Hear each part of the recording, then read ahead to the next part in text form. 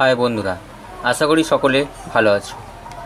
আজকে যে ব্লগটা দেখাবো সেটি হলো আমার দেখা সেই বিয়েবাড়ি, যে বিয়েবাড়ির কাজ করতে গিয়ে আমার সকাল হয়ে গিয়েছিল।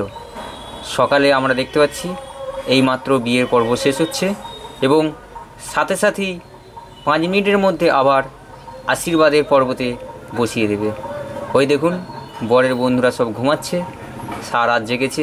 ক্যামেরাম্যান বলুন, ব্রাহ্মণ মশাই বলুন, সবাই সারা রাত রেগেছে এবং বরকনে পর্যন্ত ঘুমোবার মতো চোখে ঢুলুঢুলু করছে।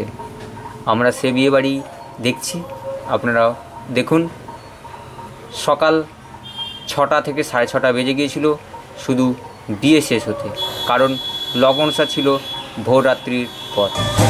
একজনের ছবি আঁকে এক মনে ও হয় মন, আরেকজনে বসে বসে রং মাখে ও হয় মন।